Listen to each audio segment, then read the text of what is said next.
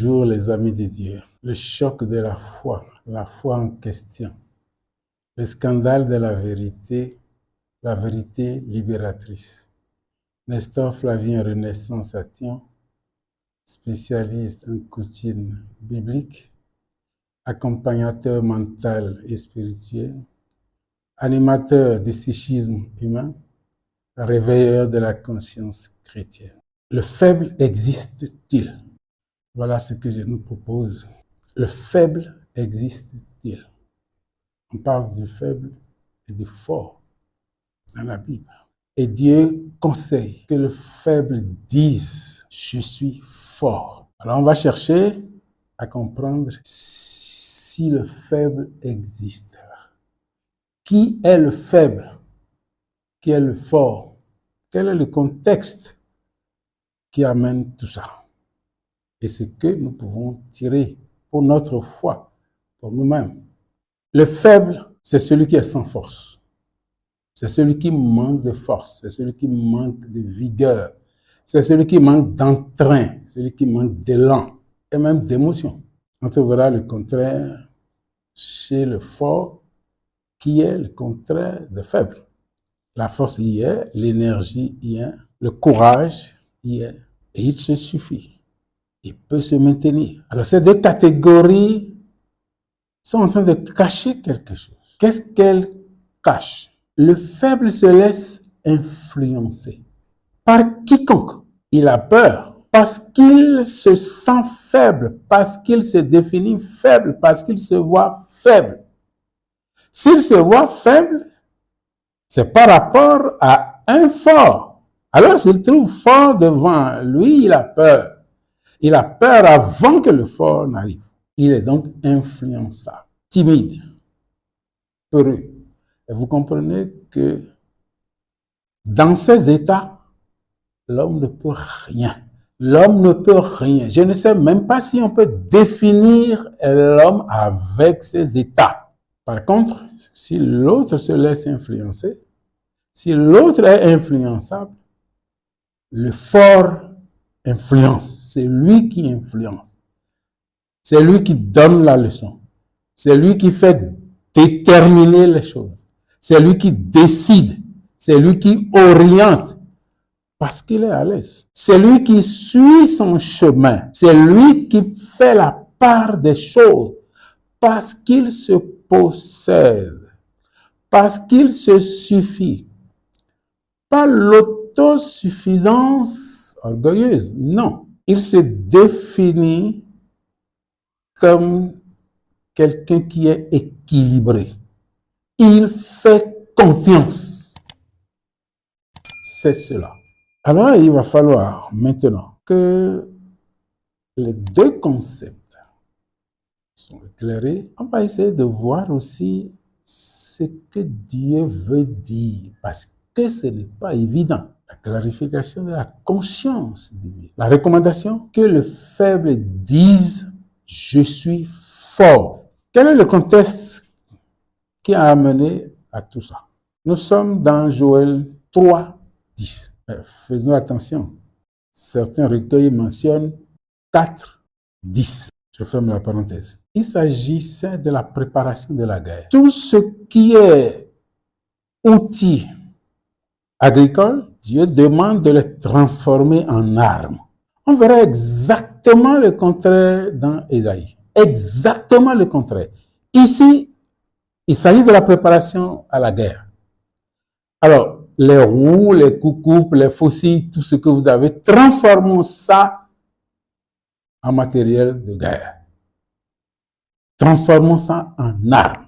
C'est dans la même logique de la transformation du fer simple, du coupe-coupe, de la roue, des faucilles en armes de guerre. C'est dans la même logique que le faible qui ne peut pas aller à la guerre, qui va se faire facilement tuer, c'est dans la même logique qu'on lui dit, attention, dis, je suis fort. Il s'agit donc de transformer le faible en fort, le peureux en un homme de guerre, en un vaillant guerrier. Voilà le contexte. Ensuite, Yahweh a demandé d'appeler toutes les nations pour que la guerre commence. Alors la guerre est préparée. Que le faible dise « Je suis fort ». Que les roues, les coucoupes, les fusils soient transformés en armes de guerre. Si coucoupes, fusils, roues sont transformés en armes de guerre, est-ce que ces outils demeurent encore ce qu'ils étaient? Non, ils sont transformés. Ils sont transformés.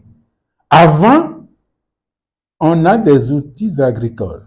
Maintenant, on a des armes de guerre. De la même manière, avant, on a des faibles.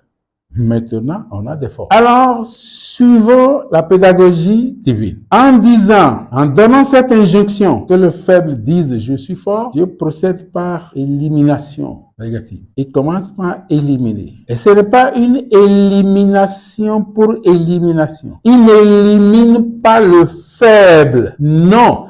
Il élimine la faiblesse dans le faible, dans celui qui se sent faible, dans celui qui se voit faible. Il élimine, il détruit la faiblesse qui le rend faible. Il le transforme en force. Il lui redonne la force.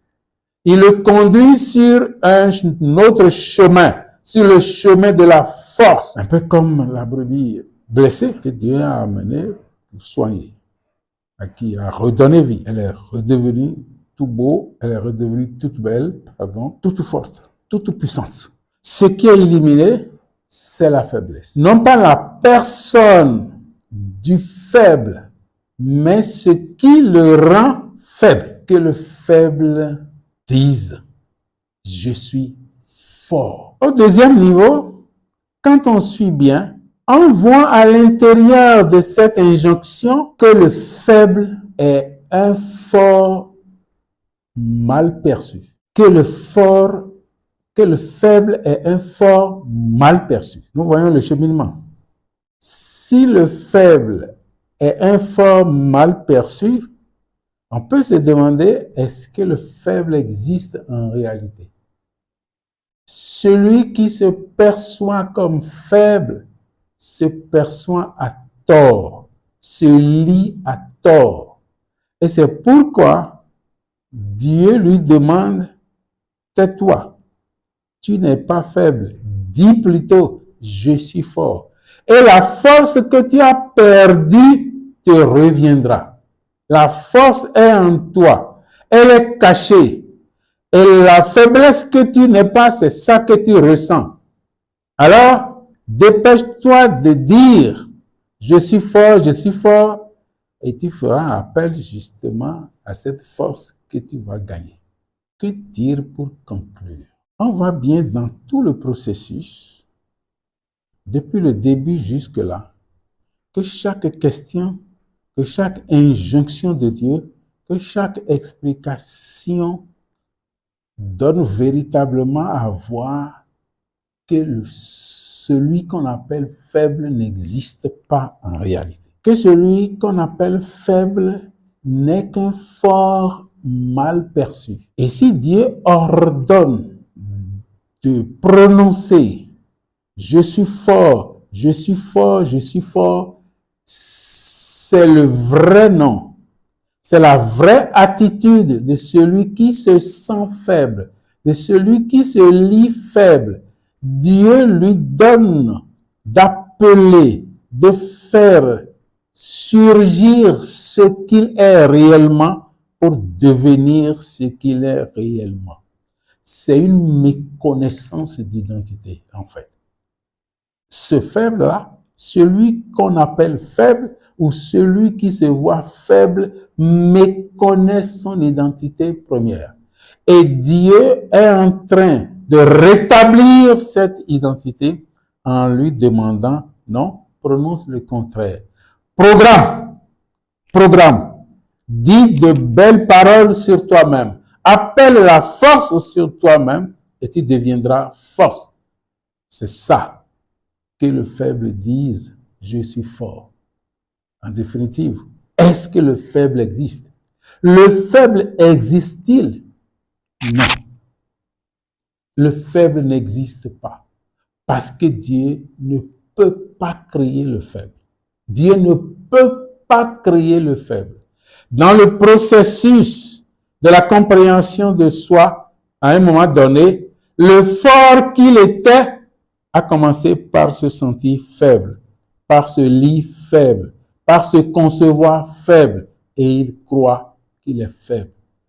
Nous, aujourd'hui, pour avoir entendu ça, s'il y en a qui se disent déjà faibles, dans quelque domaine que ce soit, qu'on prendra attention. Voilà une erreur.